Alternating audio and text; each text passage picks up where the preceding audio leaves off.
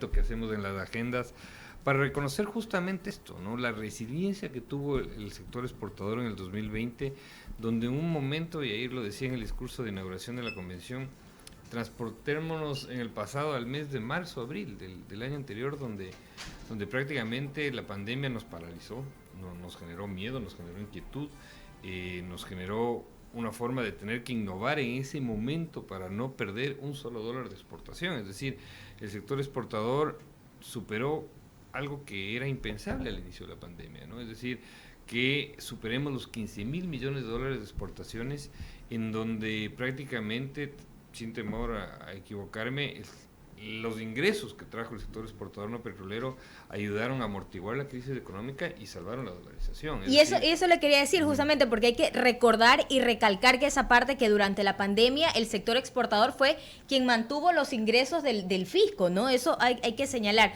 Pero vamos a los problemas justamente, y uno de los que vienen derivados de la pandemia es la crisis de los contenedores, que está ya poniendo en rojo al sector exportador ecuatoriano. El día de ayer estaba hablando con uno de los exportadores de banano y me dice que el 4%, por ejemplo, de las ventas han disminuido en el caso del banano, en el caso del camarón, por ejemplo. Hay muchos camarones que ya se están quedando aquí en el país porque no hay cómo exportarlo, pero tampoco hay cómo importar. Eso ya también está trayendo problemas. Sí, y ese es uno de los temas que discutimos ayer, aprovechando la presencia de consultores y expertos internacionales que trajimos para la discusión en la Comisión de Exportadores, porque hay tres temas que tenemos que hablar aquí: la sostenibilidad, la resiliencia y también cómo enfrentamos el problema logístico. Y nosotros como Federación Ecuatoriana de Exportadores estamos proponiéndole al gobierno una creación urgente y emergente de un frente de emergencia logístico, justamente para atacar los problemas que usted está mencionando de muy buena manera, ¿no? Es decir, tenemos dos elementos, o el problema logístico se lo puede analizar desde dos puntos de vista, ¿no? Desde el frente interno y desde el frente externo. El frente interno es decir, todas aquellas acciones que nosotros podemos realizar dentro del Ecuador para hacerle más de alguna manera cumplir los tres objetivos que debe tener siempre la logística para que funcione, que tiene que ser eficiente, competitivo y seguro. Aquí tenemos, yo creo, grandes avances de eficiencia, nos falta mucho trabajar en la competitividad y bueno, la seguridad ni se diga, ¿no? Tenemos un grave problema de contaminación de esta amenaza y estos males ocultos que existen en nuestra sociedad que cada vez crecen más. Pero un poco para entender, doctor Rivadeneira, sí, ¿cómo va a trabajar en específico este frente logístico? Sí, a ver. En materia de la crisis de contenedores. Sí, en materia, por eso te decía que hay que dividirlo entre interno y externo. Es decir, interno es lo que sí podemos trabajar, lo que podemos controlar, pero externo, lamentablemente, el mundo se reactivó después de la pandemia, una pandemia que no había sucedido en el mundo en los últimos 100 años y que, lógicamente, hace 100 años el dinamismo del comercio exterior no era igual, pues era totalmente diferente, ¿no? Entonces, ahora vemos que los grandes mercados de consumo, una vez que se reactivaron, prácticamente se encuentran en el hemisferio norte y las rutas prácticamente se monopolizaron en ese sentido, y el hemisferio sur queda de alguna manera relegado. Entonces, lo que hemos visto es que los empresarios exportadores están sufriendo todos los días por conseguir cupos en las navieras, hay en teoría escasez de contenedores, habrá que ver si eso en realidad es así, porque todo es negocio, ¿no? Lo que ganan las navieras, más de 16,000 millones de dólares. Exactamente, se vuelve una guerra comercial. El flete, imagínese, de $2,000 que costaba promedio, ahora está entre 15,000 y 20,000 dólares. Tremendo. Entonces, es tremendo el tema. Y además, que al ser un tema nuevo, no sabemos, al mundo lo tomó por sorpresa, igual como lo tomó al inicio de la pandemia. Entonces, no sabemos cuándo va a terminar esto. Y esto es algo que tenemos que prevenir. Entonces, de este frente, para responder tu pregunta, perdón que me he alargado un poco en el antecedente, lo que tenemos que buscar es que esté el Ministerio de Transporte, el Ministerio de la Producción, la aduana, el Ministerio de Gobierno, estén expertos en logística para ir desarrollando soluciones que no solo tengan que ver con, obviamente, reducción de costos, de impuestos, etcétera, pero también alternativas multimodales. Es decir, ¿por qué no pensar en traer más aviones de carga haciendo incentivos? Porque, lógicamente, traer la carga por un avión es extremadamente cara. pero me parece que es una solución más fácil a esperar que se construyan nuevos navíos o que se recojan los contenedores botados en diferentes partes del mundo, que ese es uno de los temas que nos dice las navieras, ¿no? Que en la pandemia se dejaron abandonados en muchos algunos contenedores. Puertos y ahí se quedaron. Exactamente, entonces yo creo que eso tenemos que trabajar internamente y buscar soluciones muy, muy diferentes fuera de la caja.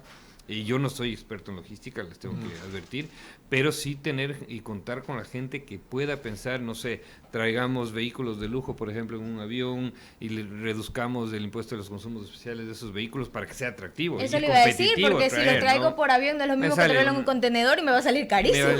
Pero si le quitamos un impuesto a los consumos especiales, que de aquí de por sí es alto, damos facilidades de incentivos en cuanto a combustible, en cuanto a los costos aeroportuarios o los mismos costos portuarios. Es decir, hay que pensar en reducir para de esa manera, si ya viene el avión lleno, se puede regresar lleno. Doctor, lo peor que les puede pasar es que venga un avión vacío y se regrese lleno o viceversa, porque ahí es imposible, ¿no? Los costos no dan. Estamos ya entrando a diciembre y, por ejemplo, a inicios de noviembre ya había escasez en algunas importadoras de línea blanca, por ejemplo. Sabe que la gente sale a buscar refrigeradoras para cocina, etcétera, etcétera, para regalar en Navidad. ¿Se puede acentuar la escasez en este mes que viene? A ver, las compras de diciembre normalmente se le realizan entre agosto y septiembre. Eso es una ventaja para esta crisis, ¿no? Es decir, yo creo que no va a haber escasez de productos. De parte de los importadores, dicen. Exactamente, de parte de los importadores, es decir, ellos ya hacen sus pedidos con anticipación. Lo que puede suceder, y de lo que he hablado con las navieras, es que tal vez no lleguen con tanta anticipación, tengan un retraso de 1, 2 o 3 semanas, pero no creo que va a haber desabastecimiento para Navidad. Lo que nos preocupa más bien es de aquí a enero y febrero, es decir, que el primer trimestre del 2021, y con esto quiero decir que creo que las navidades están salvadas y eso es algo bueno para la economía. Es decir, esperemos que no hayan problemas, porque esto es del día a día y esto hay que ir viendo los despachos, etcétera, ¿no? Pero el problema que le estoy viendo, yo creo que en el primer trimestre del próximo año puede llegar a haber escasez de materia prima para la producción de los productos que exportamos. Y eso sí puede ser grave, es decir, imagínate en el sector de banano que no existan disponibilidad de cajas de cartón para enviar el producto. O maíz, como se había dicho también, ¿no? Bueno, el maíz es otro problema porque eso están ahí en una discusión distinta de si les dan los permisos o no para que importe el maíz. Aquí estamos hablando más bien de la materia prima.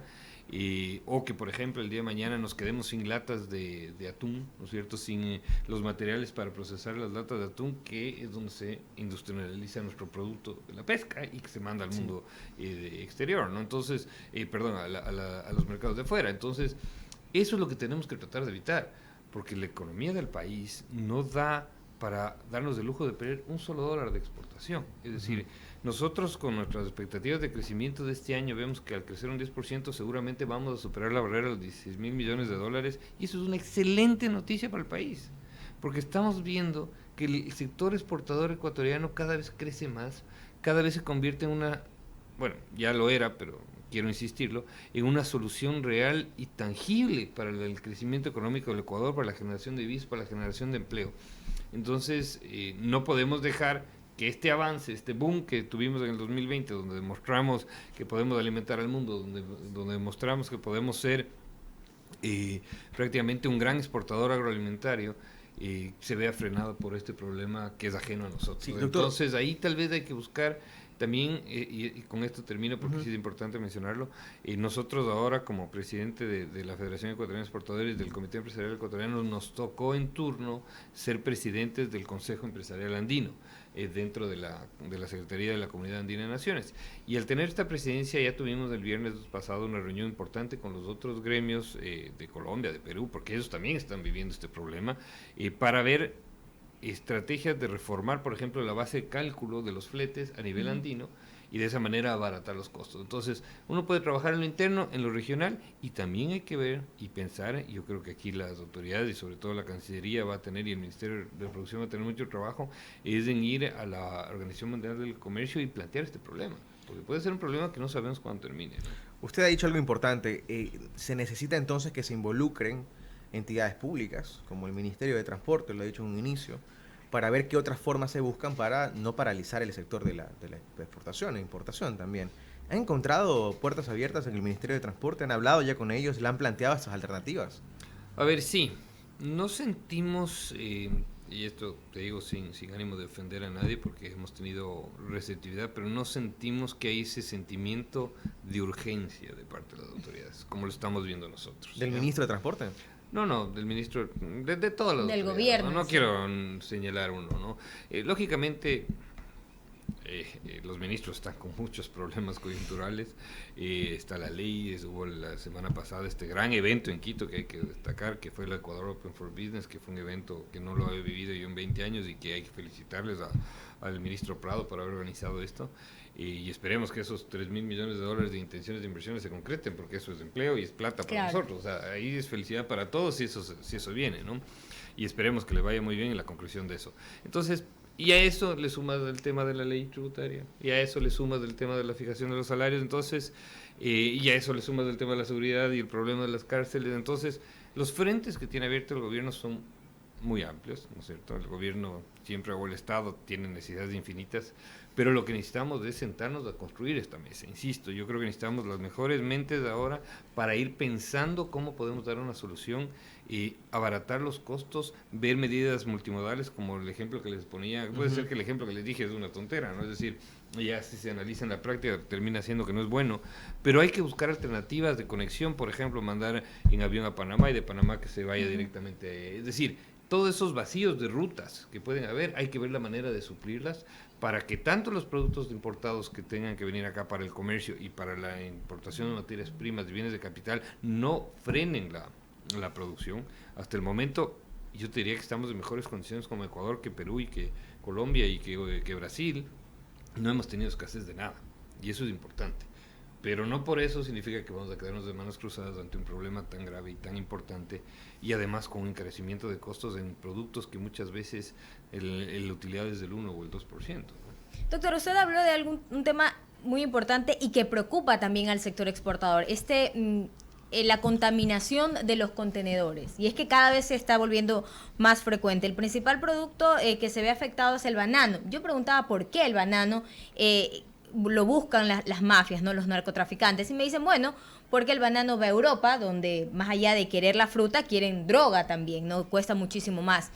¿Por qué el banano? Porque el banano mueve más del 60% de todo de los contenedores que circulan por los diferentes puertos del país, más de 7,000 a la semana. ¿Por qué el banano? Porque va a 62 países. ¿Qué se está haciendo desde el sector exportador? ¿Qué se pide al gobierno? Porque el gobierno, a través de un decreto firmado hace unos meses atrás, dijo que va a pedir que en todos los puertos se coloquen, o que toda la mercadería que salga o que ingrese al país pase a través de escáneres. Pero estos escáneres que se van a comprar van a ser a costo de los exportadores también, ¿no? Y esto puede significar tal vez un cuello de botella. A ver, yo creo que si un escáner te asegura la no contaminación, el costo está bien pagado, ¿ok? Porque el momento que se te quedan contenedores, cuando te hacen contaminaciones de gancho ciego, es decir, que uno como exportador ya de por sí invierte muchísimo en toda la cadena para evitar la contaminación, es decir, tiene un control, tiene certificación BAS, por ejemplo, salen los contenedores muy bien, tiene seguridad en el trayecto, llega al puerto, pero ahí es donde se pierde el control. Y aquí los puertos tienen que implementar acciones muy fuertes de control. La seguridad que el Estado tiene que garantizarlo, porque esto es un problema de la sociedad, ¿no? Es decir, lo que usted acaba de decir, ese análisis que dijo es un análisis perfecto. Ha hecho muy bien el análisis, porque, claro, mientras más volumen existe en un producto es más fácil esconder. Y esto estamos hablando de lo que encontramos, porque claro, muchas veces ni encontramos, muchas pasa, veces, ¿no?, ni el exportador se da cuenta, porque puede ser que lo contaminaron en el cambio de un puerto, en alta mar, llega al puerto destino, lo sacan antes y el cliente ni se da cuenta. Pero ojo, igual el exportador es culpable, ¿eh? O sea, si porque es que, tiene problemas legales por eso. Exactamente, y ese costo de que por ejemplo, que te retengan la mercancía en el puerto aquí, y peor si es un producto perecible, muchas que veces ya se retiene y se pierde, o simplemente te toca estar pagando bodegaje, depósito temporal, etcétera, mientras se resuelve el problema. Entonces, para mí la solución tiene que ser integral. Tiene que ser una solución no solo de poner un escáner, sino si ponemos el escáner, ok, pasa el escáner libre, ¿quién se hace responsable después? ¿Dónde está el protocolo de seguridad? Es decir, tenemos que trabajar en una concepción integral de la seguridad para tener esto. No nos va a servir de nada poner un escáner como pasó con el famoso radar en Manta y el día de mañana se daña el escáner. Eso puede pasar, porque estamos combatiendo contra una industria multimillonaria como es el narcotráfico. Entonces, a mí yo te lo he dicho esto con todo el respeto y el cariño, la directora de aduanas le he dicho, te apuesto que ponemos los escáneres y se van a dañar al día siguiente, porque es lo más lógico, ¿no? Es decir, los tramposos siempre están pensando en ideas para un paso adelante. En un paso adelante. Tienen muchos más recursos que el Estado, ahora, definitivamente. Es una alternativa buena, siempre y cuando tenga esta construcción de un protocolo de seguridad completo, porque claro, yo no creo que ningún exportador va a decir estoy en contra de pagar algo que me asegure que no me contamine, pero que realmente me asegure y que me libere de responsabilidad. Claro, no pero en un sistema permeable no funciona por sí mismo el escáner, ¿no? 7 de la mañana. La tecnología debería ser la consecuencia del resultado de un protocolo de seguridad, de un sistema de seguridad. Absolutamente. 7 de la mañana con 21 minutos, estamos dialogando aquí en Caché Noticias con el doctor Felipe Rivadeneira, presidente del Comité Empresarial Ecuatoriano y de FedExport. Hablemos de la ley, del proyecto de reforma tributaria que se debate en la Asamblea Nacional. Ahí, por ejemplo, no se contempla la eliminación del impuesto a la salida de divisas, una de las ofertas del presidente de la República, Guillermo Lasso, en épocas de campaña. ¿Cómo lo toma el sector empresarial? ¿Una deuda?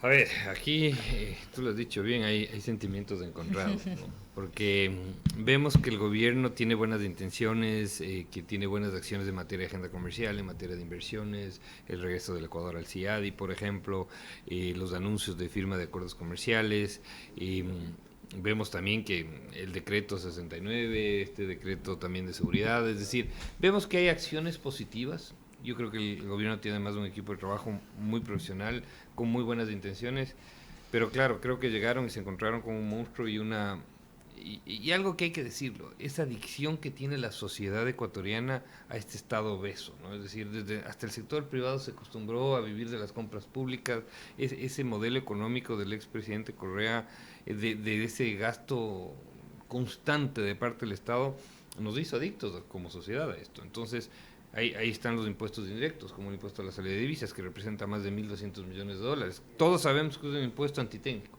todos sabemos que es un impuesto que encarece, todos sabemos que es un arancel que nos imponemos. Pero que le engorda el bolsillo al Estado. Pero representa 1.200 millones de dólares de recaudación. Entonces, si tienes una sociedad y unas fuerzas políticas también adictas a este modelo, en el cual te están exigiendo, como yo le decía el otro día al ministro, le digo, el ministro de Finanzas tiene el sueño duerme como un bebé más o menos, se despierta cada media hora, ¿no?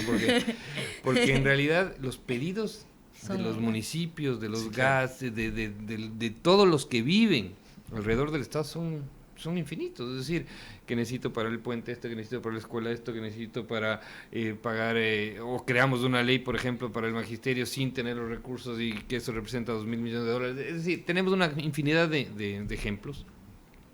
Y claro, eso hace que se vuelva prácticamente una necesidad imperiosa la recaudación para poder tener estabilidad de gobernabilidad. No estoy de acuerdo con eso, ojo, pero entiendo el porqué. Claro. Nosotros lo que hemos dicho desde el Comité Empresarial Ecuatoriano es, a ver, si es que vemos que la pandemia generó estos problemas, si vemos que la corrupción ha generado un hueco que hay que de alguna manera taparlo, si vemos que el despilfarro ha generado un desequilibrio en las finanzas públicas y necesitamos ponernos una vez más la casa en orden, porque eso también es algo que siempre pasa, ¿no? Todos dicen hay que poner la casa en orden, ¿no? Ya nos pasó con Moreno, etcétera. Sí, todo el mundo recibe la casa desordenada. Exactamente, ¿no? O sea, habrá que ver qué tan desordenada es, ¿no? Porque también hay un interés político atrás y no hay que ser ingenuos en ese sentido, ¿no? Pero si es que va a haber eso, que hay un equilibrio entre el sostenimiento de las finanzas públicas y un equilibrio en la reactivación económica. Porque no nos olvidemos que la pandemia dejó más de 20.000 empresas cerradas, más de 700.000 plazas de empleo se perdieron, 9 de cada 10 empresas apenas lograron tener utilidad superior al 1%, o menor al 1%, si es que tuvieron utilidad. Entonces, aquí lo que tenemos que ver es una realidad de que todavía la pandemia la dejamos hace 5 meses nomás. O sea, este ejercicio que estamos haciendo aquí en la radio de vernos las caras no pasaban hace 5 o 6 meses atrás. Y lo mismo pasaba en un comercio, en un hotel, en el sector turismo, etcétera, etcétera, ¿no? Entonces, tenemos que tratar de entender que la economía todavía no está a niveles prepandemia, que todavía nos falta recuperarnos y que de esta manera tenemos que tener un cuidado y ser muy precavidos en cuanto a las decisiones económicas que vamos a generar, porque un error puede ser catastrófico ahorita. No tenemos margen de error. Entonces, en ese sentido, lo que hemos dicho nosotros es, a ver, si el Estado no tiene ninguna alternativa más que recaudar, que yo no creo, yo creo que sí hay otras, pero bueno, tomándoles el acto de buena fe, dennos una nota de crédito de este pago, que no sea como las contribuciones de siempre a saco roto. Además, las experiencias de estas contribuciones temporales siempre son negativas, ¿no? Ya vivimos la contribución del terremoto, el Lenín Moreno todavía estamos pagando la contribución del Lenín Moreno después de la crisis de octubre, es decir, cada vez que pasa algo hay una contribución, ¿no? Y cuando dicen temporal a mí me da un pánico, porque digo, ya eso significa definitivo y que se vuelve recurrente en el tiempo, ¿no? Entonces, de esa manera te dan esa nota de crédito y que cuidas de un valor fundamental en las empresas en este momento, que es la liquidez. Las empresas no te quiebran o no cierran porque no generan utilidades. Las empresas quiebran porque no tienen liquidez. Porque si tienen liquidez no puedes pagar a los proveedores del arriendo, los empleados, etcétera, etcétera. No necesitas liquidez. Y con estas notas de crédito lo que haces es tener un título de valor y además le estamos abriendo la mano al gobierno de una forma de decir, ni siquiera nos devuelvas en este momento, sino devuélvenos en 5 años. Inclusive hemos planteado otro tema adicional. Devuelve a la empresa siempre y cuando la empresa realice una inversión. Pero ¿y ustedes creen que sí habrá una devolución? ¿Por qué pasó con el drawback? Nunca les devolvieron el dinero. Ese es el problema. Pero bueno, de luego incluso ahora está de nuevo en reglamento, pero no hay cómo... está en ley, pero no hay un reglamento para nuevamente aplicarlo. Nosotros peleamos muchísimo con Fedesport de incorporar ese artículo y claro, la escasez de recursos pasa eso.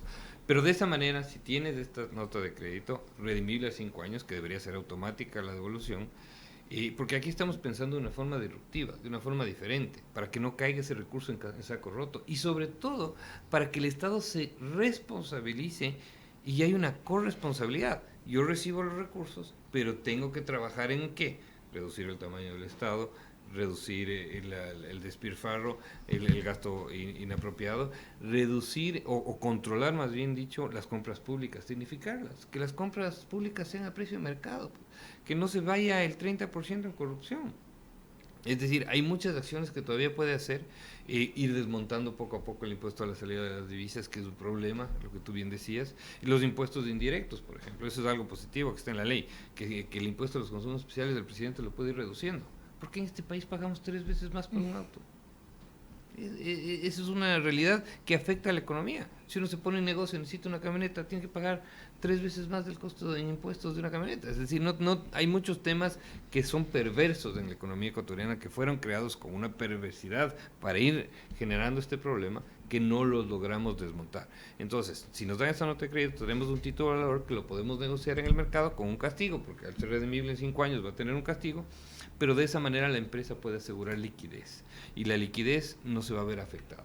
Eso es una alternativa que yo creo que es válida, es una alternativa necesaria y que de alguna manera puede involucrar la creación de un verdadero pacto fiscal, que es lo que hemos propuesto nosotros, para de esta manera pensar diferente en un Ecuador de acá a futuro. 7:28 a.m, y antes de despedirnos sí quería tratar otro tema muy importante. Ya vamos a cumplir un año sin SGP.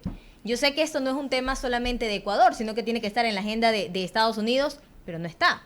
¿Esto cómo ha afectado? A ver, este es el costo de no haber firmado un acuerdo comercial con los Estados Unidos en el 2005, ¿no? Esto es lamentable. En vez de tener 17 años de un análisis de cómo nos hubiera ido con los Estados Unidos, con un mercado que tenemos más de 3.000 millones de dólares en exportaciones y que crecemos cada año más, lo hacemos sin el amparo de un acuerdo y sin ni siquiera las preferencias arancelarias del SGP. Hay buenas noticias, buenas perspectivas en ese sentido. Ya se aprobó en el Senado, falta que lo apruebe la Cámara Baja, es decir, el Congreso norteamericano, y lo va a hacer retroactivo. Este año ha sido, creo que la vez que más se ha demorado la renovación, pero no porque no se la quiere renovar. Yo te digo, los compradores norteamericanos saben que esto se va a dar, saben que se va a dar retroactivamente, entonces de alguna manera el peso del SGP se ha compartido. El problema fue la transición traumática que sucedió en los Estados Unidos, ¿no? El tema, lo que ellos vivieron, que tal vez para nosotros es algo fácil ver que se toman el Congreso ecuatoriano, Claro. pero allá fue un cisma muy profundo de democracia y que les demoró hasta nombrar. O sea, el secretario del USTR, de la Oficina de Comercio, recién fue nombrado 4 o 5 meses después de haber asumido el gobierno el presidente Biden. Entonces, todo eso ha demorado y esperemos que hasta el 31 de diciembre esto ya esté renovado. Según las indicaciones que nos dan la gente de afuera, es que esto se va a pasar. Es que van a haber buenas noticias en ese sentido. 7 de la mañana con 30 minutos. Queremos agradecer la presencia del doctor Felipe Rivadeneira, presidente del Comité Empresarial Ecuatoriano y de FedEx, por quien nos ha acompañado esta mañana aquí en la cabina de Caché Noticias. Muchísimas gracias, doctor. Espero que Guayaquil lo siga tratando bien. No, pues síganme invitando, yo feliz. Venga, venga, nosotros acá lo esperamos. No, un abrazo a todos los que nos escuchan y un buen día.